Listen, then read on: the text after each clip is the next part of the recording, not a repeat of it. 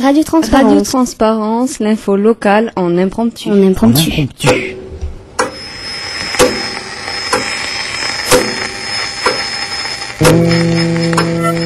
Sans vouloir faire de mauvais jeu de mots, la décision rendue le 17 septembre dernier par le tribunal administratif a mis quelque peu le feu aux poudres dans le milieu de la chasse ariégeoise. Une décision du tribunal administratif qui suspendait l'arrêté préfectoral pour l'ouverture de cette campagne 2009 de chasse, en tout cas pour ce qui était de la chasse en battue et de la chasse au lagopède et au grand trait-trace, et qui faisait suite à une saisine faite à l'initiative du comité écologique ariégeois. Alors depuis par-ci par-là et même sur cette antenne, le comité écologique ariégeois a été on va dire pris à partie, même souvent violemment verbalement, que ce soit par les chasseurs ou par d'autres représentations agricoles, politiques. Donc il était intéressant, je pense, qu'ils viennent ici expliquer un petit peu le pourquoi de cette saisine au tribunal administratif, de pouvoir répondre un petit peu à ces détracteurs. On vous a qualifié pas mal d'écologistes intégristes, d'autres choses comme ça. Alors peut-être pour commencer, puisque on a autour de cette table donc Jean-Pierre Delorme, le président du CEA, du comité écologique ariégeois, Alain Barraud, qui en fait partie, membre Oui, du bureau. Et surtout, j'étais au conseil départemental de la chasse. J'ai été pendant près de 15 ans au conseil départemental de la chasse, donc je peux dire comment ça se passe. D'accord, on va en parler de comment ça se passe, puisqu'on a aussi Denis Rousseau pour Nature Midi-Pyrénées qui visiblement a siégé à ce conseil départemental et qui l'a quitté, puisque visiblement là aussi n'était pas satisfait, je crois, de comment ça se passait. On expliquera tout à l'heure ce qu'est, parce que moi je vais apprendre des choses aussi, j'ai l'impression, ce conseil départemental de la chasse et de la faune sauvage que vous avez appelé CDCFS.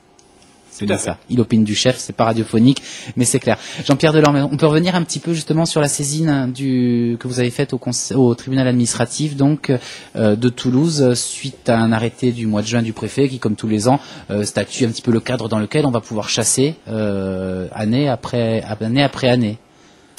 Oui, tout d'abord, bonjour.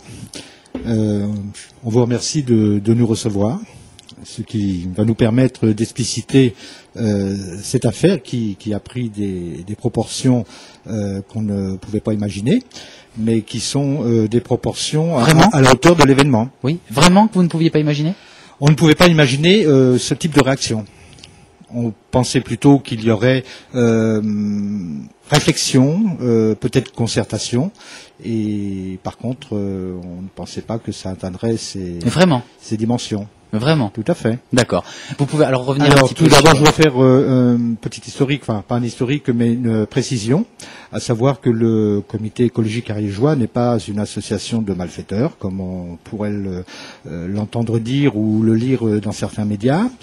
Que les adhérents sont des adhérents bénévoles et non pas à la solde d'une quelconque multinationale, que nos ressources ne sont que des ressources d'adhésion, des donations parfois, et éventuellement les indemnités que nous avons à la suite de procès que nous gagnons. Donc, pour préciser... Comme récemment dans le cadre de l'extension de la station de Mijanès. Tout à fait. On a reparlé du Grand Tétras d'ailleurs.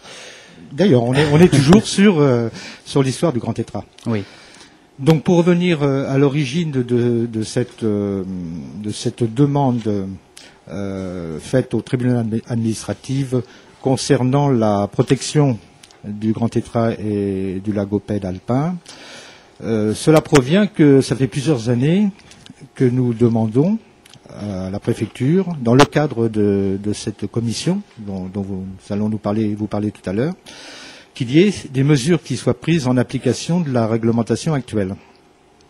Or, malheureusement, nous n'avons jamais été pris au sérieux quant à cette demande. Pour différentes raisons, très certainement, notamment une des raisons la plus importante, c'est que la Fédération départementale de chasse juge que notre position et notre demande ne correspondent pas à la fois à leur désir de chasse, mais surtout à leur pratique de chasse. Dans quel sens leur pratique ? Si vous voulez, la pratique concernant les espèces protégées remet en cause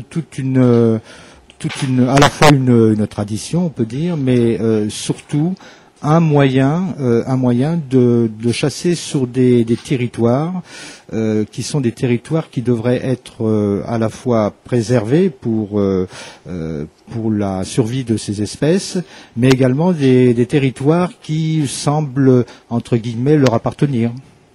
D'accord. Oui. Non.